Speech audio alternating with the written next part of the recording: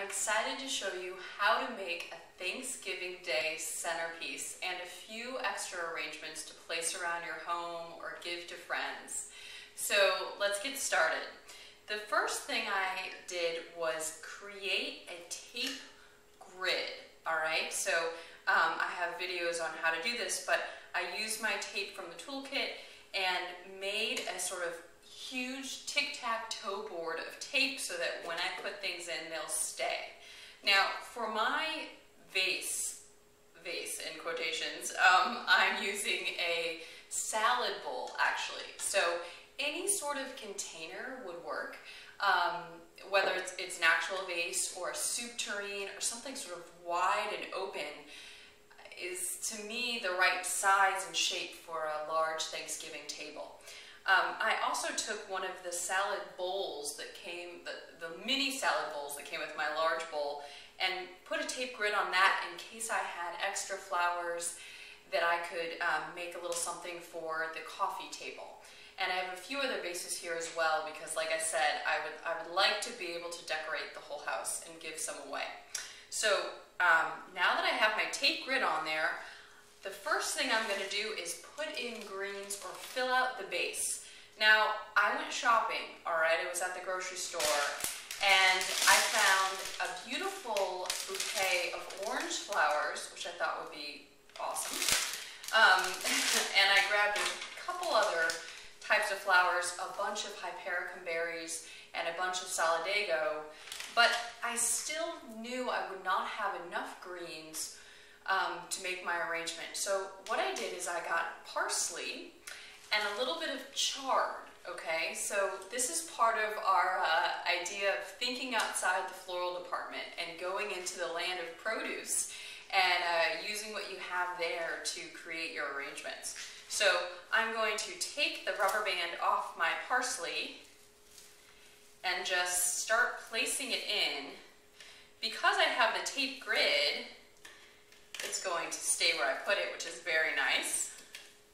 And I'm going to just spread out my arrangement. Sorry, my greens. Not quite an arrangement yet, but it's going to be. I love the look of this parsley because it sort of flops over the edge of the bowl, which is fun.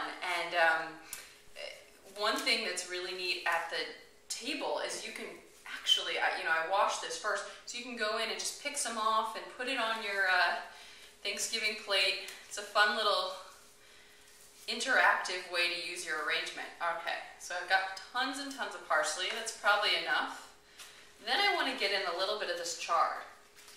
Because it's going into water, I can eat it later, right? It's going to last for a little while, which is fun. And I might cook with it the day after. Okay, another piece of chard. One more down here. This is sort of large, but I can also fold it over. That's actually nice. I didn't test this one out, so you're learning with me. Here's a small piece.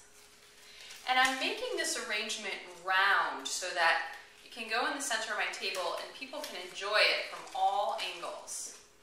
I'm gonna get a big piece there. One more, sort of flying out, and I have a really, really nice base of greenery. Oops, crunching that one a little bit. That'll make it flip over, and if it, anything starts to wilt, I'll just cut it out or pull it out later. Okay, now I want to dissect my big, beautiful bouquet. So when I spot these, pull off the plastic, pull off this nice purple fabric, and then I'm just going to start separating things. So I noticed through the package these big pieces of palm that to me don't really say Thanksgiving because they're a tropical leaf, and I didn't think I was going to use them. So I grabbed just a simple silver vase and I'm going to set them inside. And I'll use that as decor somewhere else in the house, okay? Because I don't want anything to go to waste. I just want to use it appropriately so I can decorate everywhere. So now going to pull out some of the different flowers I have in here. One thing that I also bought a little bit more of is Solidago. This is a great flower because it has these wonderful lateral pieces. And you can watch, I have a whole video of breaking down flowers to show you how to do this, but I'm just pulling it apart, chopping off the ends, and sticking my Solidago right down in there. I'll be using these in my little salad bowl. Okay, so a little texture from the Solidago. So that was just 2 pieces, which is all I had in my mix bunch, which is why I grabbed a few more growers bunches of flowers to fill this out. Since it is such a, important holiday, I still spent less than $25 on flowers, which I thought was great, because if I were to go to a florist and order a centerpiece like this, it would be certainly a lot more, and I'm having fun creating this one. All right, right in there, last piece. Now, it's starting to take shape. Then, I'm going to grab some of the hypericum berries, which came in my bouquet, stripping off the greenery and tucking them right in. I've got a few different peach colored ones here, and these are really nice. The berry feel adds to the holiday, and they also come in multiple colors. So the other bunch I bought was sort of a beautiful red wine color, and it's going to pair really nicely with the peach. Trimming it up, getting it in. One more. Okay. I've got berries, and I may stick in some more. Now here comes part of my focal flower, an Asiatic lily. So this was a beautiful one, I think it's called Brunello, that was in my large bunch of flowers. And you'll notice that some of them, the blossoms haven't opened. That's good. They will open in time for Thanksgiving, which is great. And if I was really worried about that, if I bought this and they hadn't opened, and it was the day of Thanksgiving, I could cut them and pull them out and put them in warm water, and that will help the lilies open up, okay? But I've got a little bit of time, so I'm not worried. And they will open on their own in just room temperature water, which is what I have inside my vase. I've got lilies in there. Next thing,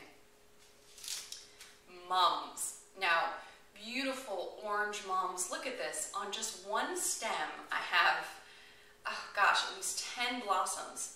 I'm going to be pulling these apart so I can place these down into my arrangement and use a little bit in my mini ones. Trimming this up and having the main piece go right on in,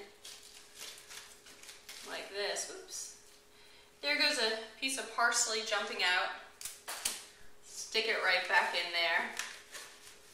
All right. And this way, when I separate my mums in that fashion, and again, it's called breaking down flowers, which you can watch the video dedicated to just that. But now I can place these in as individual blossoms instead of just using one stem, which is nice. So again, I'll break this down and stick it in. And what I'm going to do is really fill out the front of this arrangement and then finish it up off camera, and you'll get to see the photos, so you don't have to watch me for hours doing this. But you get the idea that the mums are going to go around. Now I also have gorgeous roses. I'm staring at this thinking, I think this one is called Orange Unique, which is a great name and color. So what I did was just trim up the bottom, pull off the stems. Okay, not the stems, the leaves. Wow. I was looking at the stem as I said that. All right. Pick up one more, and this time I will pull off this the leaves, not the stem. stick it right into the center here. And I've got orange unique roses, some on the back, because remember I'm making this round so everyone sitting at the table can enjoy it.